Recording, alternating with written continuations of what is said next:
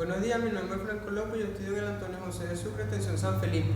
En este momento les vengo a hablar sobre los sistemas eléctricos de potencia. De todas maneras, aquí a la izquierda va a estar las diapositivas que voy a usar para mi exposición. Primero vamos a empezar con la introducción.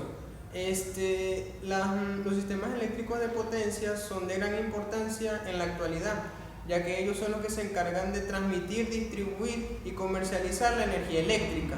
Es decir, una vez que la energía eléctrica se ha generado por medio de un sistema de generación, inmediatamente tiene que ser distribuida por las líneas de transmisión, porque la energía eléctrica no se puede almacenar. Y inmediatamente se genera la energía eléctrica, se tiene que utilizar por medio de equipos eléctricos en nuestros hogares y por medio de equipos de automatización en las industrias. Entonces, es imposible imaginar un desarrollo de la humanidad si no existieran los sistemas eléctricos de potencia. Bueno, para empezar, vamos a empezar hablando sobre qué es un sistema eléctrico de potencia. Y esto no es más que una red interconectada que posee equipos eléctricos e infraestructuras eléctricas que se encargan de hacer la generación, transmisión y distribución de la energía eléctrica. Normalmente la generación se hace por medio de los alternadores en las centrales eléctricas, que son movidos por una energía mecánica externa. Esa energía eléctrica generada en las centrales eléctricas se lleva a los transformadores elevadores, que se encargan de elevar los niveles de tensión para que haya menos circulación de corriente en las líneas eléctricas. Luego, estas líneas eléctricas los llevan a las subestaciones. Ellas se encargan de reducir los niveles de tensión dependiendo del tipo de subestación para que la energía eléctrica se pueda comercializar. Entonces, esto es lo que es un sistema eléctrico de potencia. Consta de centrales generadoras, que ellas constan de equipos mecánicos como turbinas de vapor, turbinas eólicas, equipo de generación de energía eléctrica que viene siendo el alternador, los transformadores que pueden estar en subestaciones cercanas a las centrales eléctricas que se encargan de elevar la tensión, las líneas de transmisión que se encargan de transmitir la energía eléctrica, las subestaciones eléctricas reductoras que se encargan de disminuir los niveles de voltaje y los transformadores de distribución que se encuentran en la ciudad. Y con eso completamos el sistema eléctrico de potencia. Ahora vamos a hablar sobre un sistema eléctrico interconectado. Un sistema eléctrico interconectado es cuando se conectan diferentes líneas de transmisión con subestaciones eléctricas y plantas generadoras de energía. Es decir, se conecta tanto la subestación con la central eléctrica y se conecta la central eléctrica con las líneas de transmisión. Pero a esas líneas de transmisión se le pueden conectar líneas de otro tipo, de otras generadoras eléctricas, de otras plantas generadoras de energía eléctrica. Y no es más que la interconexión de esos tres elementos: líneas de transmisión, subestaciones eléctricas y centrales generadoras eléctricas, a lo largo de un territorio extenso que puede llegar a un país. Y esto se hace para que la energía eléctrica pueda llegar a los distintos hogares. El ejemplo de interconexión de energía eléctrica que podemos ver aquí en Venezuela lo constan las empresas como Cadafe, anteriormente Enelven, Edelca y Electricidad de Caracas. La interconexión de esas empresas se hace por medio de seccionadores que pueden unir líneas de transmisión, o también con seccionadores que pueden unir alimentadores a subestaciones eléctricas. Y con eso se consigue el sistema eléctrico interconectado, que puede abarcar a un país o hasta un continente. Ahora vamos con las topologías de los sistemas de distribución. Existen dos topologías principales de los sistemas de distribución, que son topología de un sistema radial y topología de un sistema en anillo. Los de sistema radial cuentan con un solo camino entre el alimentador y la carga, es decir, que no tiene un retorno, no cumple un ciclo. Estos tipos de sistemas radial cuentan con muchas ramificaciones y no son muy seguros a la hora de mantener la distribución de energía eléctrica, ya que una falla en alguna de esas ramas implicaría el paro total del suministro de energía eléctrica a esa locación. De todas maneras, aquí a la izquierda está la diapositiva correspondiente a esta parte de las topologías de red. Para poder hacerle mantenimiento a los transformadores y a los aisladores que conectan las líneas de distribución, a un sistema radial obligatoriamente tiene que tener seccionadores de conmutación. para que cuando se le haga mantenimiento, obligatoriamente se tiene que desenergizar la línea. Y con eso se para el suministro eléctrico a la locación o al estado que se le va a hacer el suministro de energía. Por lo tanto, se tiene que contar con un seccionador para que cuando se vaya a hacer el mantenimiento se conmute a otra línea o a otro alimentador que esté cerca del alimentador donde se va a hacer la reparación. ¿Para qué? Para que continúe el suministro de la energía eléctrica mientras se hace la reparación en esa zona. Estos sistemas radiales se pueden dividir en aéreo y subterráneo. Los aéreos son mucho más económicos y se utilizan para estados o más que todo zonas rurales donde la demanda de energía eléctrica es más baja y se puede tomar la ventaja o la comodidad de poder parar una línea para hacer un mantenimiento. Pero normalmente tienen, como ya les expliqué, seccionadores de conmutación en caso de una avería de un transformador. En los sistemas radiales subterráneos, ellos se hacen empotrados por debajo de la tierra y ellos son más seguros que los aéreos, ya que no están siempre con el clima no afecta a los aisladores, no tienen problemas a la hora de los rayos, aunque cuentan con su respectivo pararrayo, pero son más seguros porque los árboles, por lo menos una rama de los árboles no le cae y no corta la línea de transmisión. Lo que sí es difícil es que a la hora que se produzca una falla son muy complicados conseguirla, ya que están debajo de la tierra. Entonces normalmente se le conectan seccionadores a sistemas aéreos para que cuando haya una falla se conmute el seccionador, se aísle ese circuito y se le sigue manteniendo la distribución de energía eléctrica a la locación y se le hace mantenimiento al circuito que aislamos con el seccionador. Bueno, ahora venimos a hablar con el sistema o topología en anillo. Este sistema, sí, como lo vemos aquí en la figura, sí cuenta con un retorno, es decir, cuenta con un ciclo. Tiene el alimentador inicial, que es el que va a llevar la energía eléctrica, y en forma de un anillo regresa a otro alimentador, es decir, cumple un ciclo, tiene un retorno. Estos sistemas son más confiables, ya que cuando se produce una falla se puede seccionar el área donde ocurrió la falla y conectarlo al anillo principal para que le siga llegando energía eléctrica a esa locación y hacer el mantenimiento respectivo. Normalmente este tipo de topología es muy caro, ya que por cada subestación que se crea se tienen que crear dos líneas de transmisión, la de ida y la de retorno. Entonces es más caro y normalmente se utiliza en ciudades grandes donde la demanda de carga es exigente y no se tiene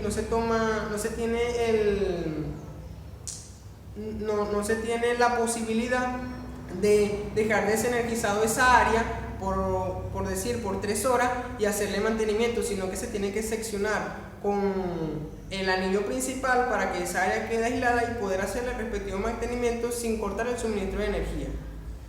Ahora venimos a hablar sobre los sistemas de generación eléctrica. Un sistema de generación eléctrica es aquel que se encarga de, como su nombre lo indica, generar energía eléctrica.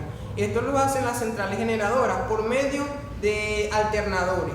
Pero el movimiento del alternador se consigue por medio de una fuente de energía externa, bien sea química, por calor, nuclear, eólica, hidráulica, o solar, o mareomotriz, o geotérmica. Entonces esa energía mueve una turbina mecánica, y el eje de esa turbina mecánica se acopla con el eje del alternador. Una vez movido la turbina, se mueve el eje del alternador, se crean los campos magnéticos y se genera la corriente eléctrica y se lleva al transformador para que eleve la tensión.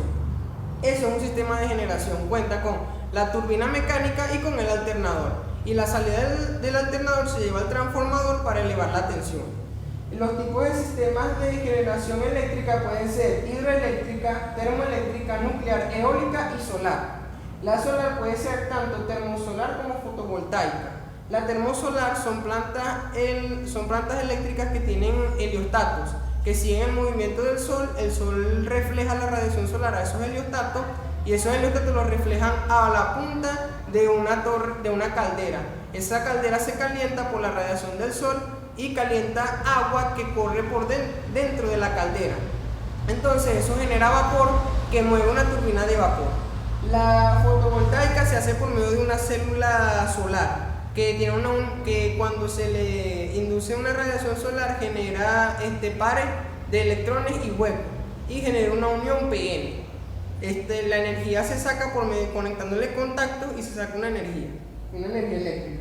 La eólica es por medio de un aerogenerador que se le conecta un multiplicador. Cuando las palas del aerogenerador se mueven por el movimiento del viento, el multiplicador amplifica ese movimiento al alternador y el alternador genera la energía eléctrica. La nuclear es por medio de la fisión de choques entre átomos que liberan neutrones del uranio. Entonces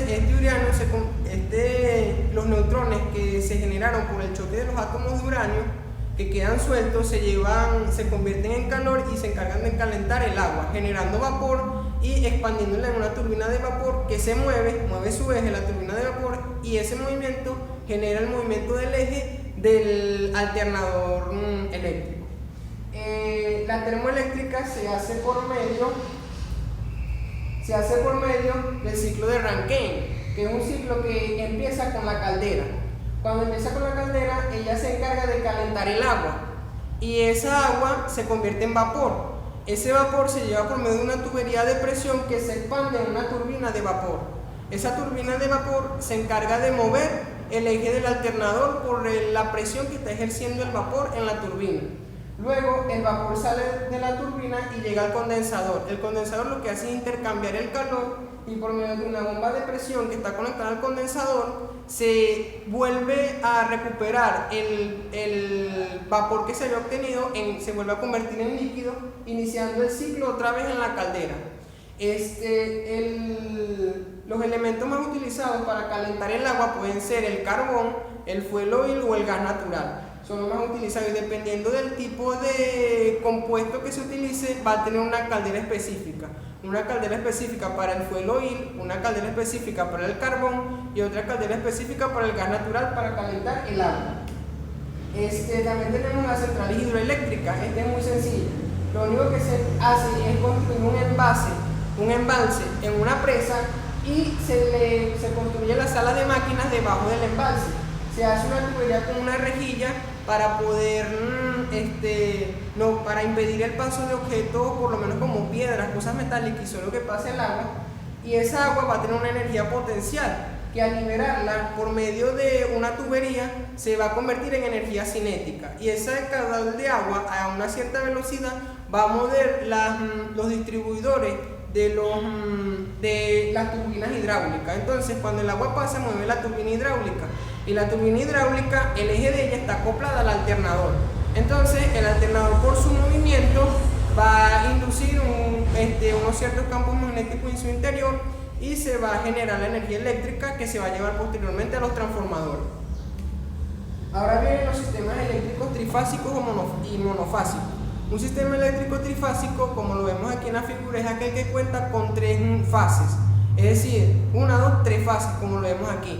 El sistema trifásico siempre tiene que estar balanceado para poder suministrar energía eléctrica.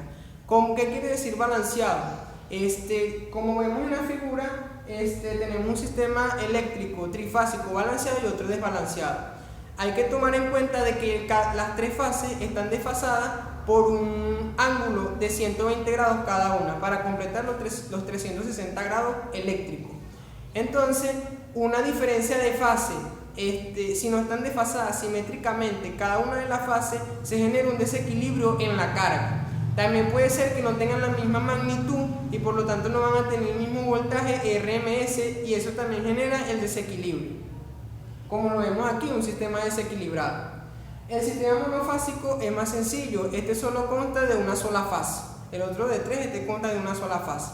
Es el que se utiliza para suministrar energía eléctrica a los hogares, que se hace por medio de un transformador. En las industrias se usa el sistema trifásico para el movimiento de los motores. Este sistema monofásico consta de la fase y el neutro. La fase es la parte que va alimentando la corriente. es la parte que lleva corriente eléctrica. Cuando una vez la corriente eléctrica es utilizada en nuestros hogares, por ejemplo los televisores, retorna, pero ya la corriente eléctrica descargada. Ese retorno viene siendo el neutro.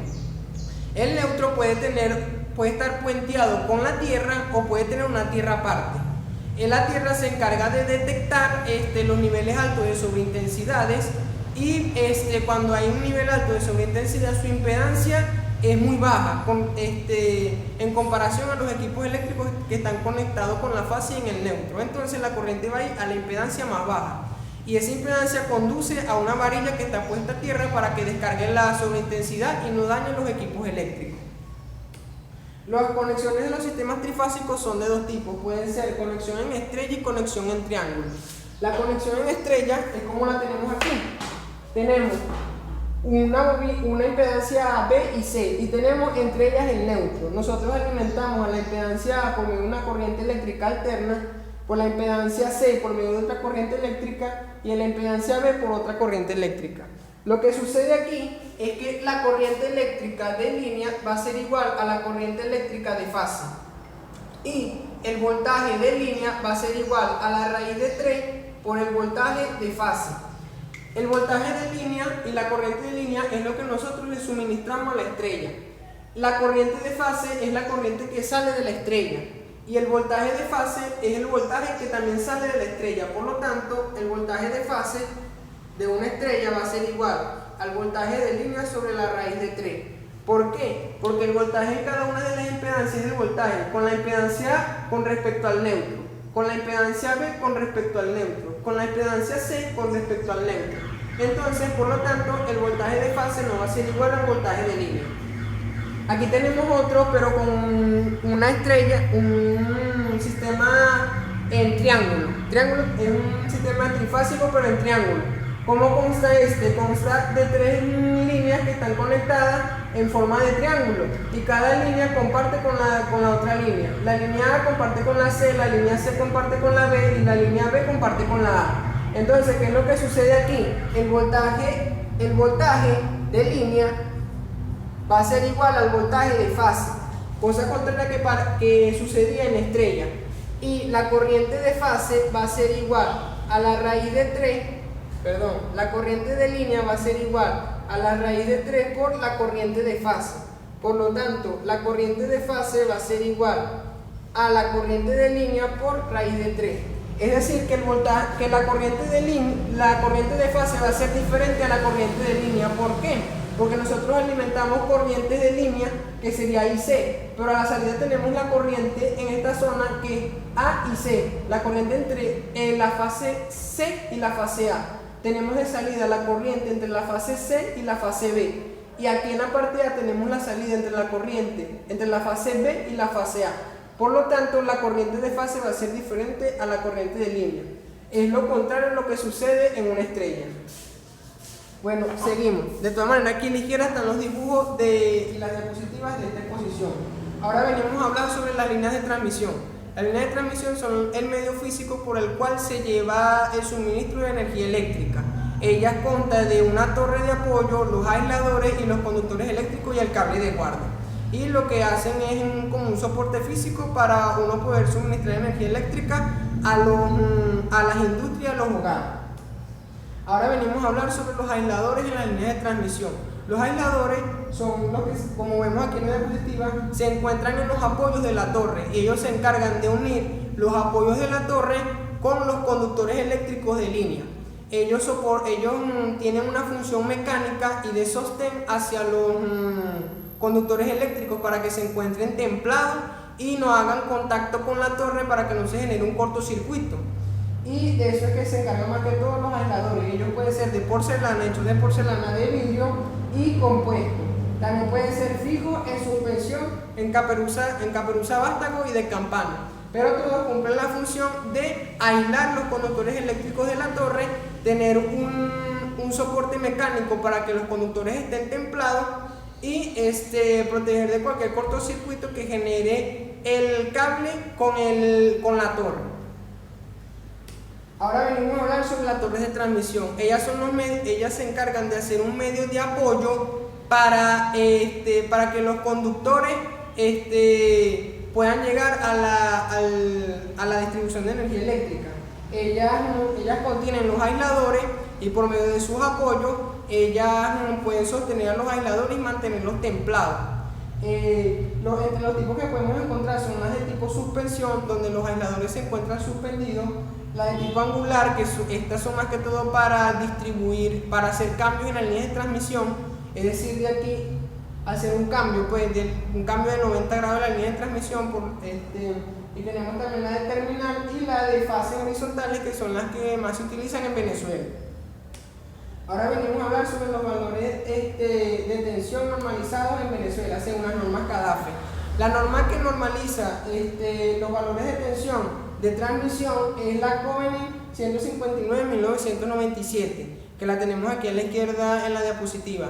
Ella se encarga de normalizar los valores de tensión para que pueda existir un sistema eléctrico interconectado, porque si por lo menos la planta de generación, por lo menos de CADAFE o del Buri, tiene valores nominales diferentes a otra planta de transmisión, no se puede hacer la interconexión porque tienen valores de tensión diferentes. Y aquí tenemos los valores nominales de tensión por encima de 69 kilovoltios, como lo vimos ahí, y tenemos los valores nominales de distribución hasta 34.5 kilovoltios, que lo tenemos aquí a la izquierda. Ahora vamos a hablar sobre el cable de guarda en las líneas de transmisión. El cable de guarda se encarga de proteger a las líneas eléctricas que portan la corriente eléctrica de las descargas atmosféricas. Ellas se van a encargar de, por lo menos se colocan siempre en la parte alta de la torre, para que cuando ocurra una descarga atmosférica, es decir, un rayo, el cable de guarda capte ese rayo y lo lleve a tierra, protegiendo así la línea eléctrica. Y ese es más que todo el funcionamiento que tiene el cable de guarda, proteger los conductores eléctricos en caso de un rayo, y esa sobreintensidad generada por el rayo llevarla a tierra. Ahora vamos a hablar sobre la potencia activa, reactiva, aparente y el factor de potencia. La potencia activa es la potencia que realmente está consumiendo la carga, es decir, la potencia que está en fase con la corriente. La potencia reactiva es la potencia que se distribuye entre la carga y la fuente de energía. Esta potencia nunca es utilizada por la carga, sino que viaja a través del circuito eléctrico, y ella se almacena en la carga por medio de campo magnético en caso de ser inductivo o campo eléctrico en caso de ser capacitivo, y la libera en el circuito eléctrico y siempre se mantiene ahí, nunca se consume. La potencia aparente es la potencia que se cree que en realidad se le está suministrando a la carga, pero no toma en cuenta el ángulo de fase entre el voltaje y la corriente. El factor de potencia es una unidad que me indica la cantidad de potencia activa que se está utilizando con respecto a la potencia aparente que se cree que se está suministrando. Aquí tenemos las diferentes gráficas para cargas inductivas. Para cargas inductivas, el voltaje, como lo vemos aquí, siempre va a estar en adelanto con respecto a la corriente, es decir, que la corriente va a estar en retraso con respecto al voltaje.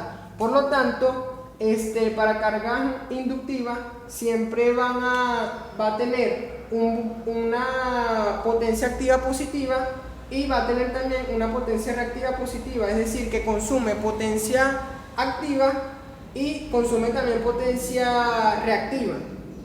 Para cargas capacitivas vamos a tener la corriente en adelanto con respecto al voltaje, y para cargas resistivas el voltaje siempre va a estar en fase con la corriente. Y aquí tenemos el triángulo que relaciona la potencia aparente, la potencia reactiva y la potencia real.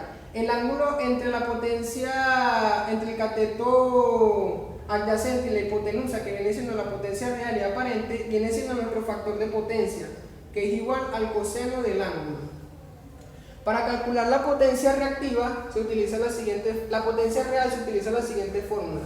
Potencia real va a ser igual al voltaje de fase por la corriente de fase por el coseno del ángulo.